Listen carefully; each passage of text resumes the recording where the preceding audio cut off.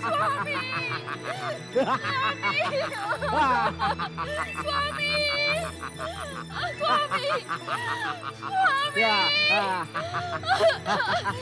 அரக்கவேந்தரின் நண்பர்களே, யக்ஷர்களே, என்னை காப்பாற்றுங்கள்.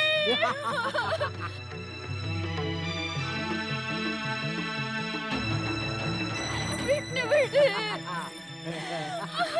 என்னை விட்டுவிடு. யக்ஷராஜனை, என்னை இவனிடமிருந்து காப்பாற்றுங்கள். விட்டுவிடு, விட்டுவிடு. நீ உனது இந்த குற்றத்தின் விளைவை அறிவாயா? இந்த அரக்க மகாராணியை விட்டுவிடு. எனது வழியில் குறுக்கிடுவதின் விளைவை பற்றி அறிய மாட்டாய். ரம்பனின் நிலைமையை கண்டு அறிந்து கொள். எனக்கு வழிவிடு. தீமைகளை செய்பவன் விளைவுகளை பற்றி அச்சுறுத்துகிறாயா? புத்தி இல்லாதவனே, விளைவுகளை பற்றிய கவலை துஷ்டர்களுக்கு தான் இருக்க வேண்டும். இந்த அரக்க மகாராணியை விட்டுவிடு. மரியாதையா பாதையிலிருந்து விலகிவிடு.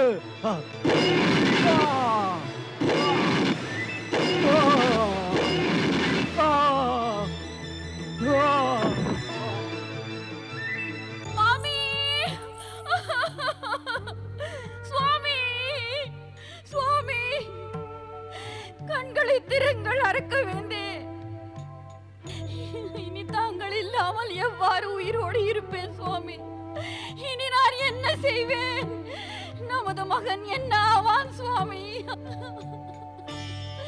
நான் எங்கு செல்வேன்? என்ன செய்வேன் சுவாமி?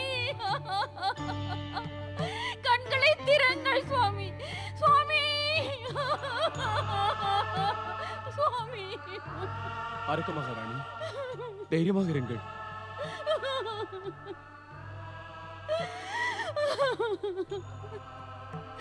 எவ்வாறு தைரியமாக இருப்பது? எனது வாழ்வே முடிந்து விட்டது.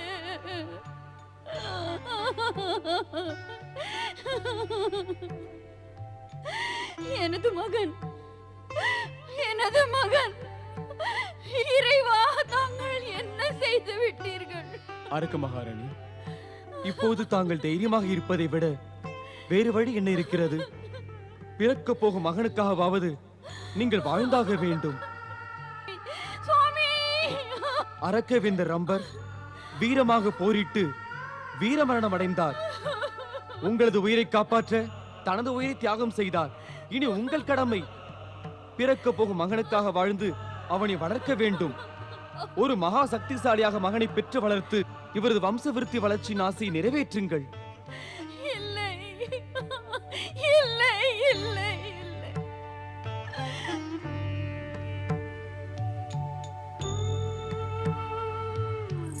சுவாமி, செல்லாதீர்கள் சுவாமி.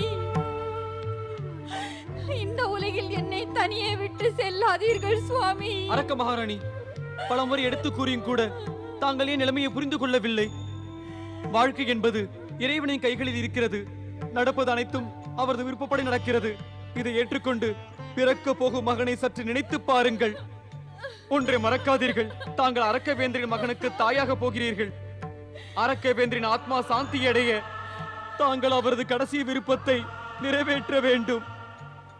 தாங்கள் சிறிது விலகுங்கள். நாங்கள் அவரது ஈமச்சடங்கை நடத்த வேண்டும்.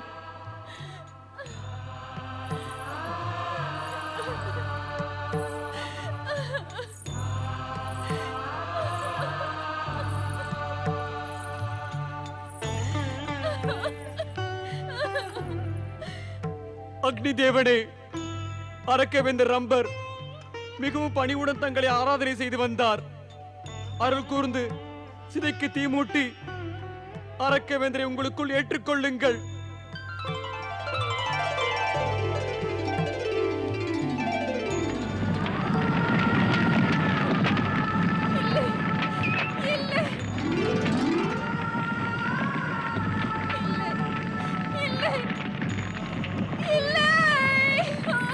மகாராணி,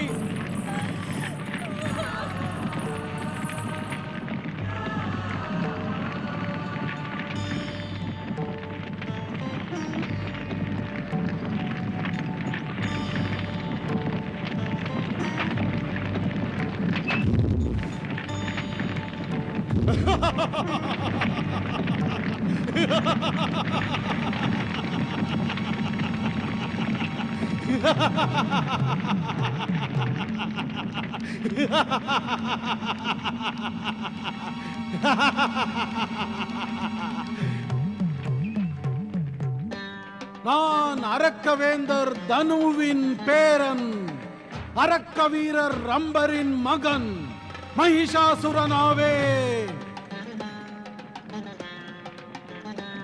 மகிஷாசுரன் பிறப்பு அரக்கரின் பாதுகாப்பு உயர்விற்காக ஏற்பட்டுள்ளது. அரக்கருக்கு எதிராக நடக்கும் அநியாயங்களுக்கு நான் பழி வாங்குவேன். மகிஷாசுரன் 3 உலகிலும் அரக்க சாம்ராஜ்யத்தின் கொடியை பறக்க விடுவார்.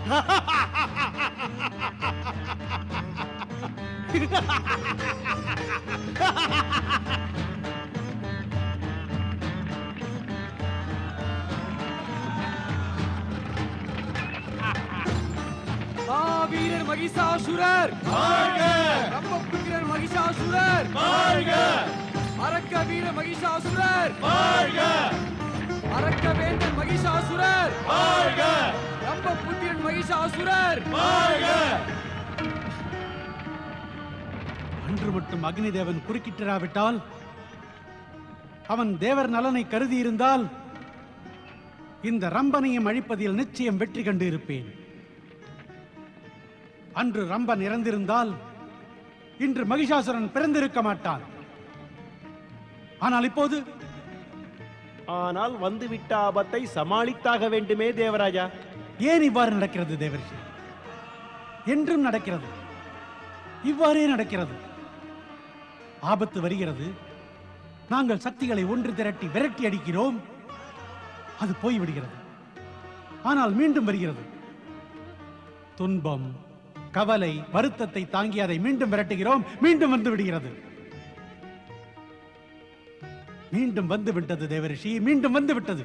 ஆபத்து மற்றும் இன்பம் பருவகாலத்தை போன்றது. அவைகளைப் போலவே இவைகளும் வருகின்றன. மீண்டும் வருகிறது, மீண்டும் செல்கிறது. பருவகாலத்தின் மீது கட்டுப்பாடுகளை நாம் விதிக்க முடியாது அல்லவா? அதே போல தேவராஜா, அதே போல ஆபத்தும் இன்பமும் நமது கட்டுப்பாட்டுக்கும் திறமைக்கும் கட்டுப்படாதவை. அவைகள் வந்து சென்று கொண்டுதான் இருக்கும் தேவராஜா. இதில் இவ்வாறு வெறுப்படைய என்ன இருக்கிறது தேவராஜா? நாம் பருவகாலங்களுக்கு பழக்கப்பட்டு விட்டோம். அதே போல ஆபத்தையும் நாம் நினைத்து விட்டால் அது நமக்கு நன்மை தரக்கூடியது. நாராயண நாராயண.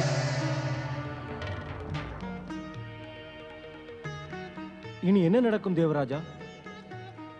இதை அக்னி தேவன் யோசித்திருந்தால், எதிர்காலத்தை பற்றி அறிந்திருந்தால். அவன் இதை யோசிக்கவில்லை, ஆனால் நாம் யோசித்தாக வேண்டும் தேவராஜா. மகிஷாசுரனை அவனது அன்னை ஷாமளா அக்னியில் பெற்றெடுத்தாள். அதாவது இந்த அரக்கனின் சக்திகளில் வளர்ச்சி ஏற்படும். அரக்கர்கள் உடலால் வலிமையானவர்கள் தான், ஆனால் மனம், ஆத்மா, அறிவினால் வலிமை குன்றியவர்கள். ஆனால் யுத்தம் செய்வது உடல்தானே. இந்த அரக்கன் மகிஷாசுரன் சொர்க்கத்தை ஆக்கிரமிக்கும் அறிவிப்பை பிறந்தவுடனேயே செய்துவிட்டானே. அதாவது தேவாசுர யுத்தம் நிச்சயம் வரப்போகின்றது.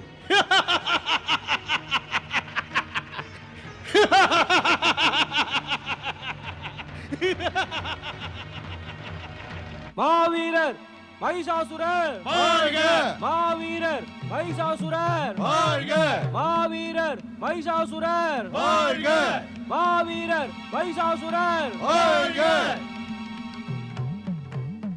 மாவீர மகிஷாசுரா, இந்த சிம்மாசனத்தில் தான் உன்னுடைய பாட்டனார் தந்தை சிற்றப்பனார் அமர்ந்திருந்தார்கள்.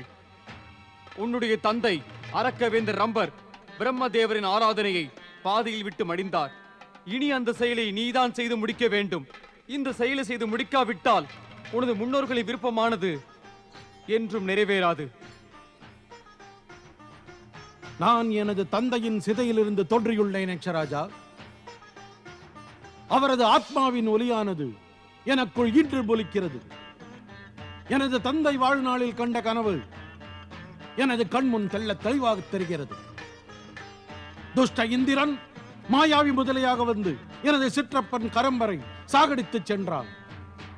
அதை இந்திரன் எனது தந்தையை கொல்லவும் முயன்றான். ஆனால் அக்னி தேவன் தந்தையை காத்தார். இந்திரன் தனது நோக்கத்தில் வெற்றி பெற முடியவில்லை. இந்திரன் தான் எமது மிகப்பெரிய எதிரி. நாம் அந்த இந்திரனை தண்டிக்காத வரையிலும் நமது மனதிற்கு அமைதி கிடைக்காது. ஆம் மாவீரனே, இதில் சந்தேகமே இல்லை. இந்திரன் உனது வம்சத்தை அழிப்பதற்காக பல முயற்சிகள் செய்தான். ஆனால் இறைவனின் விருப்பத்திற்கு மாறாக செயல்பட முடியவில்லை. இன்னொன்றை மறிந்து கொள், இந்திரன் அதிக இருமாப்பு கொண்டவன். இருமாப்பின் வசப்பட்டுதான் எமது யக்ஷர்களை அவமதித்து சினம் கொண்டு சொர்க்கத்திலிருந்து வெளியேற்றினான். அந்த மூடனின் இருமாப்பை நான் போக்கி விடுகிறேன் யக்ஷராஜா. அதை செய்தே ஆக வேண்டும். இருமாப்பு கொண்ட இந்திரன் உனது தந்தையை காத்த அக்னி தேவனையும் கூட தேவ பதவியிலிருந்து இறக்கி அவமானம் செய்து விட்டான். தேவர், அரக்கர், மனிதர் அனைவரும் அவனால் துன்பப்பட்டனர். அவனை பழித்தீர்த்துக் கொள்ள விரும்புகின்றனர். ஆனால் இதுவரை யாரும் பழிதீர்த்துக் கொள்ளவில்லை. எவ்வாறு செய்வார்கள்? அவனது அநியாயத்தையும் அநீதியையும் எதிர்க்கிறார்கள். அனைவரும் பழி தீர்த்துக் கொள்ள நினைக்கிறார்கள். ஆனால் இந்திரனின் தந்திரம், கொடுமை மற்றும் தீமைகளால் யாரும் இதற்கு துணிவதில்லை. அவ்வாறு நடக்காது யக்ஷராஜனே. அவரது தீமையோ கொடுமையோ என் மீது எடுபடாது. எனது அனுமானமும் அதுதான் மாவீர மகேஷாசுரா. இந்திரனை எதிர்க்க உன்னை போன்ற பலசாலியான அரக்கனால் முடியும். யக்ஷராஜனே, பழி தீர்க்கும் உணர்வு புஜங்களில் மாபெரும் சக்தியை உருவாக்குகிறது. அந்த தினவெடுத்த புஜங்கள் அரக்கனுக்கு சொந்தமானால் மாபெரும் சக்தியின் வளர்ச்சிக்கு ஒரு எல்லை இருக்காது. நீ கூறுவதை ஆமோதிக்கிறேன். இருந்தாலும் மகிஷாசுரா, நீ எச்சரிக்கையாக இருப்பது மிகவும் அவசியம். எச்சரிக்கையா? யாரிடம் எச்சரிக்கையாக இருக்க வேண்டும்? இந்திரனிடமா? ஆமறக்க வேண்டா. ஏனென்றால் உனது பாட்டனார் தனு பிரம்மதேவரிடம் வரத்தின் சக்தியை பெறாமலேயே சொர்க்கத்தை ஆக்கிரமிக்க சென்றார். ஆனால் தோல்வியடைய நேர்ந்து விட்டது. இந்திரன் தனது திவ்ய சக்திகள் மூலமாகத்தான் அவரை தோற்கடித்தான். அதாவது இந்திரன் மீது தாக்குதல் நடத்தும் முன்பு பிரம்மதேவரிடமிருந்து வரமாக சக்திகளை பெற்றுக் கொள்ள வேண்டும். எவர் ஒருவர் பிரம்மா மூலம் சக்திகளை பெறுகிறாரோ அவரை இந்திரன் திவ்ய சக்தி ஏதும் செய்துவிடாது. யக்ஷராஜன் கூறுவதை பார்த்தால் நான் பிரம்மதேவரின் தவத்தை முடித்த பிறகுதான் இந்திரனை எதிர்க்க வேண்டுமா? ஆமா வீரா, எனது விருப்பமும் அதுதான். சரி யக்ஷராஜனே, நானும் என் தந்தையைப் போலவே பஞ்சாக்னி தவத்தால் பிரம்மதேவரை மகிழ்விப்பேன். அவரிடம் வரத்தையும் பெறுவேன். துஷ்ட இந்திரனிடம் கூறுவேன், அரக்கர்கள் மற்றும் யக்ஷர்களை துன்புறுத்தியதன் விளைவு என்னவென்று. மாவீரர் மைசாசுரர் வாழ்க! மாவீரர் மைசாசுரர் வாழ்க!